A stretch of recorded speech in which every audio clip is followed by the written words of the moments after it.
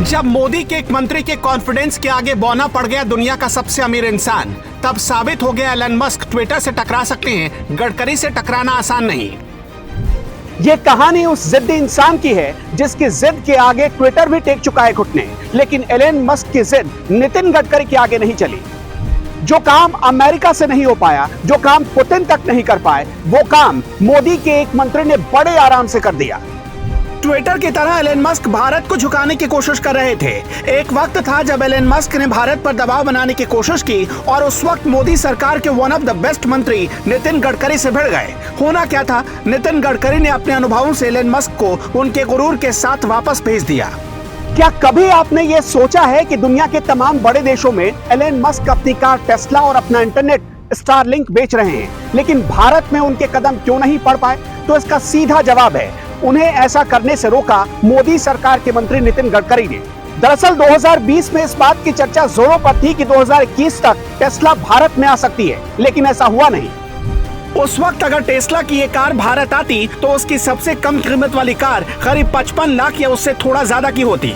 27 सितंबर 2015 America के दौरे पर गए प्रधानमंत्री नरेंद्र मोदी की एक तस्वीर सिलिकॉन वैली से बाहर आई, जिसमें वो एलन मस्क के साथ खड़े थे। 2020 में जब चर्चा शुरू हुई कि टेस्ला भारत आ रही है, तो यकीन मानिए किसी को ये पता नहीं था कि टेस्ला के भारत आने में बहुत सारी पेचीदगियां पैदा हो जाएंगी। लोग यही समझ रहे थे कि मोदी ने टेस्ला के मालिक एलन मस्क से हाथ मिला लिया और उन्हें भारत बुलाने में कामयाबी हासिल कर ली। 2021 तक टेस्ला तो भारत में नहीं आ पाई, लेकिन बदले में आया भारत सरकार के परिवहन मंत्री नितिन गडकरी का एक स्टेटमेंट। अक्टूबर 2021 में नितिन गडकरी ने कहा कि चीन में कोई इलेक्ट्रिक कार मैन्युफैक्चर हो और भारत में उसे बेचा जाए, हम ये कभी नहीं होने देंगे। उस वक्त नितिन गडकरी ने एलन मस्क का नाम लेकर साफ साफ कहा कि अगर उन्हें भारत में आना है तो मोदी सरकार की लाइन यानी कि मेक इन इंडिया के तहत उन्हें आगे बढ़ना पड़ेगा। 22 अप्रैल 2022 को रायसीना डायलॉग्स चल रहा था। उसी दौरान गडकरी से फिर से टेस्ला और एलन मस्क को लेकर सवाल पूछा गया। उस दौरान ये भी खबर आई थी कि $44 बिलियन में एलन मस्क ने ट्विटर को खरीदने की पूरी तैयारी कर ली है और डील करीब करीब पक्की है। गडकरी को यह भी पता था। गडकरी ने एंकर के सवाल पर तपाक से जवाब दिया, एलन मस्क को मेरी एक सलाह है, उन्हें भारत में अच्छा बाजार मिलेगा। भारत का बाजार बहुत बड़ा है। अगर वो आते हैं तो भारत और टेस्ला दोनों के लिए विन विन वाली सिचुएशन होगी। चीन से सारे लोग काम समेटकर इंडिया आ रहे हैं। स्पेयर पार्ट से लेकर हर दूसरी चीज भारत में बन रही है। चीन में कोई कार बने और भारत में उसका व्यापार हो, हम ये होने नहीं देंगे। दरअसल साल 2020 और अप्रैल 2022 के बीच भारत में बहुत कुछ बदल चुका था। फरवरी 2021 में भारत सरकार भारत में एक स्कीम लेकर आई जिसे नाम दिया गया प्रोडक्शन लिंक इंसेंटिव स्कीम। इसके तहत भारत में जो भी ऑटोमोबाइल कंपनियां थी, उनकी मदद के लिए भारत सरकार ने $3.5 बिलियन के बजट की घोषणा कर दी। लेकिन इसके लिए भारत सरकार ने बहुत आसान शर्त रखी थी। शर्त ये थी कि आपको अपनी मैन्युफैक्चरिंग यूनिट भारत में लगानी पड़ेगी, रोजगार भारत में देना पड़ेगा। इसके लिए सरकार 18% तक का फाइनेंशियल इंसेंटिव देगी। मोदी सरकार को यह फैसला क्यों लेना पड़ा?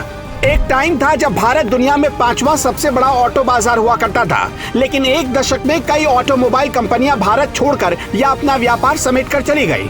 जनरल मोटर्स यानी कि शेवरोले ने 2017 में अपना उत्पादन बंद कर दिया। 2019 में अमेरिका की यूनाइटेड मोटर्स ने अपना कारोबार समेट लिया। 2020 में फिएट ने भारत से अपना कारोबार समेट लिया। भारी भरकम टैक्स के कारण सितंबर 2020 में हार्ले डेविडसन ने अपना कारोबार समेट लिया। ये कंपनियां भारत में लगने वाले भारी भरकम टैक्स से परेशान थी, इसलिए सरकार इंसेंटिव स्कीम लेकर आई ताकि बाहर से आने वाली ऑटोमोबाइल कंपनियों को सहारा मिल सके।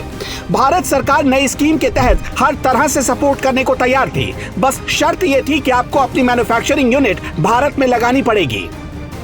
दरअसल भारत में $40,000 से ऊपर की गाड़ियां जो इंपोर्ट की जाती हैं, उनके ऊपर भारत सरकार 60% टैक्स वसूलती है, जिसे इंपोर्ट ड्यूटी कहा जाता है। अगर 1 करोड़ की गाड़ी बाहर से इंपोर्ट की जाती है भारत में, तो उसकी कीमत भारत आते आते 1 करोड़ 60 लाख रुपए की हो जाती है। एलन मस्क चाहते थे कि उन्हें ये इंपोर्ट ड्यूटी ना देना पड़े, इसमें रियायत मिल जाए, यानी कि वो सामान अमेरिका या चीन में बनाए और भारत में आकर अपना मुनाफा समेटकर वापस अमेरिका चले जाएं। वो समंदर के रास्ते गाड़ी भारत में लेकर आए और भारत में बेचकर अपना मुनाफा कमाकर अमेरिका में लगाए। ये हो नहीं सकता। मस्क टैक्स पर छूट के लिए अड़ गए। नितिन गडकरी ने उन्हें बार बार समझाया पर नहीं माने। उनकी जिद थी कि टेस्ला की बनी बनाई कार भारत में इंपोर्ट करने की इजाजत दी जाए। नितिन गडकरी ने कहा कि ये भारत चलने नहीं देगा। गडकरी अपनी जगह कहीं गलत नहीं थे, क्योंकि भारत सरकार का पूरा फोकस भारत में लोगों को रोजगार देने पर था और यह तभी मुमकिन था जब टेस्ला अपनी प्रोडक्शन यूनिट भारत में लगाती और जिस इलाके में भी प्रोडक्शन यूनिट लगता वहां पर कई तरीके से लोगों को रोजगार की संभावनाएं मिल सकती थी। नितिन गडकरी ने एलन मस्क को यह भी समझाया कि चीन से एप्पल और सैमसंग जैसी कंपनियां अपना कारोबार समेटकर भारत आ रही हैं और अपनी मैन्युफैक्चरिंग यूनिट भारत में लगा रही हैं। एलन मस्क भी ऐसा कर सकते हैं। अगर वो ऐसा करेंगे तो भारत सरकार और एलन मस्क दोनों के लिए विन विन सिचुएशन पैदा होगा। लेकिन अपनी इस जंग में एलन मस्क को गडकरी से हारना पड़ा। गडकरी ने सही किया या गलत, ये फैसला आप खुद कर सकते हैं और हमें भी बताइएगा कि क्या किसी ऐसी कंपनी को भारत में इजाजत मिलनी चाहिए जो सामान चीन में बनाए और भारत में आकर उसे बेच जाए।